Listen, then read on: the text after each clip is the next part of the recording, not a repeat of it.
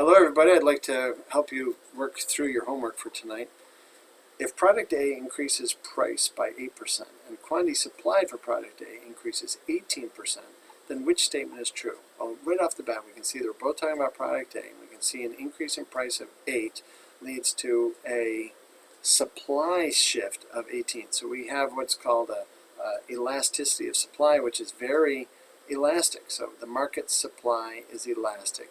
Is a good answer. Price elasticity of supply, cross price. So we like A as an answer for question 4. Number 5, Choco Pops.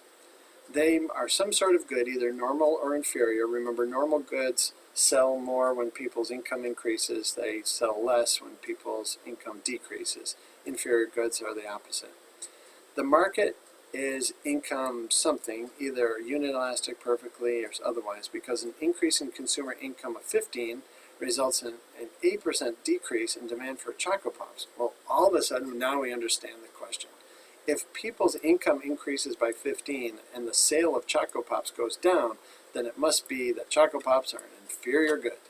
And it's inelastic because a large change in income resulted in a relatively small change in quantity. That's why C is the right answer for Choco Pops. Now, in question 6, product A increases price by 10% and the demand for product B decreases 7%. So product A and B, therefore, are related, right? It's cross-price elasticity. The fact that it's 10% and 7% tells us that there's a low coefficient of elasticity, inelastic in other words. And we also see that the price increase of A led to less of B being sold, which tells us that since people are buying less of A because the price went up, they're also buying less of B, which means that they are complements to each other. Now let's see if we can find anything here that are complements to each other. Coffee and donuts, they're complements, could be A. Honey and sugar, no. Ketchup and salsa, substitutes. Ford and Chevy, substitutes. Answer, A. How do you like this? I have some people in the studio audience today going along at a good pace. Yeah. Which of the following goods or services is least likely to be sold successfully by a firm at different prices? Well, actually, corn is very difficult to differentiate between other corn, so you just got to take the market price. Corn is the answer. Everything else, you can negotiate or offer different prices and deals, and there is, in fact, lots and lots of different prices that are charged in college tuition, airline transportation, and concert tickets. So corn, A, is the answer. Number 8, a general rule for price discriminating with two consumer groups is that you charge a high price to the inelastic group who is not going to walk away, and charge a low price to the elastic group. High, low, answer. Go. 9, why might one consumer group have more elastic demand and more price sensitivity than another group? Well, if Group A has less income, then that makes them more price sensitive. And if Group A doesn't really care whether they have the item or not, that also makes them price sensitive. If someone, so answer, both of the above could be contributing factors as to making Group A more elastic, more sensitive to prices. Number 10, the height of the demand curve at any quantity can be thought of as the willingness to buy. I like that, A. Number 11, choose the best answer. If the price of gasoline increases 8% and quantity demand for gasoline is unchanged, then we have perfect inelasticity. See that? Whenever you see unchanged, we can go back to our little slide here. Remember this one? If you have a change in price and that leads to no change in quantity, we have perfect inelasticity right there. So that's the answer that we're looking for on this one. So where are we here? It's this one. So perfect, we don't have as a choice. Answer E, none of the above. We're looking for perfect inelasticity because there was no change in gasoline. Price went from $2 to $2.16, let's say. It's an 8% increase in price and nobody changed their buying behavior. Their price of elasticity of demand for gas is perfectly inelastic along that point between $2 and $2.16. Back to now to 12. Suppose the price of limes increases 18% and the quantity demanded for condensed milk decreases 5%. Well, hold on. Then it must be cross-price elasticity, right? There's some effect that limes affect condensed milk sales. And since limes are more expensive and people buy less condensed milk, they must be complementary goods. And market demand is cross-price inelastic because it was a huge change in price led to a very small change in quantity. So there was a number of questions that might have been asked on that one. We know that they're complementary goods. We know that it's cross-price. We know that it's inelastic because we're comparing a big change in price and a small change in quantity. Again, if we go back to our cheat sheet here, when you see a big change in price and a small change in quantity, then we have relatively inelastic. And that's what makes it that as the correct answer.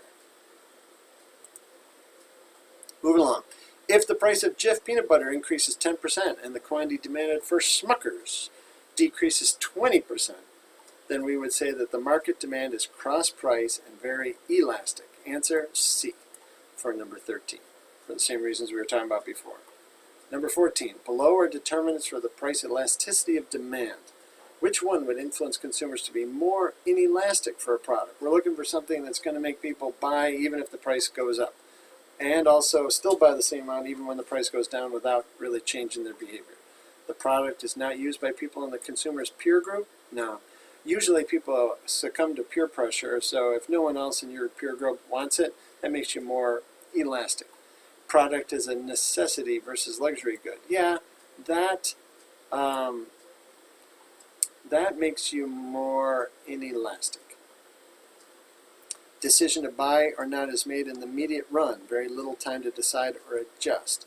That makes you more inelastic as well. Advertising associated with the change in price is one of those things that